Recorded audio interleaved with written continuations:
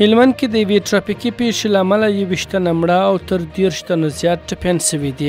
د هرات کندهار پر لویه لاره هلمند ولایت ګرشک ولسوالۍ په یخچال سیمه کې په یوه ټرافیکي پیښه کې لسګونه کسانو ته مرګ ژوبله اوښتې ده. د هلمند والي ویاند سکون راډیو ته وویل چې رامنځته سوې پیښه کې 21 کسان ووژل سوي او تر 30 زیات زخمیان سوي دي. د هلمند د ګرشک ولسوالۍ د یخچال په سیمه کې یوه اراده 580 بس موټر د یوه ټانکر سره ترافیکي پیښه وکړله.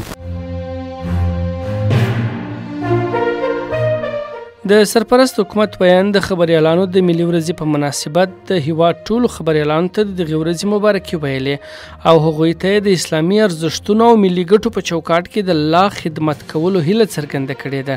نوموړي ویلي چې خبریالان د ملت او نظام ترمنځ د وصل استازي دي.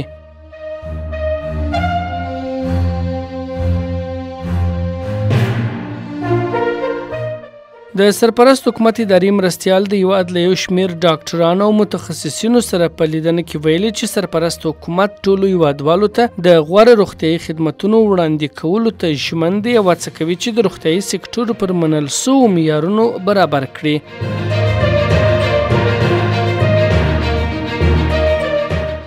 د افغانستان کرکټ ملي لوبډله به نن یکشنبه ماښام 8:30 بجې ایرلنډ سره د 3 شلوریزو سیالیو د لوبلړۍ په دویمه سیالي کې د متحده عربي اماراتو په شارجه لوبغالي کې د لوبې ډګر ته کښته سي. افغان لوبډلې د دغې لوبلړۍ په لومړۍ سیالي کې د 30 منډو په توپیر ماتې خوړلې وه.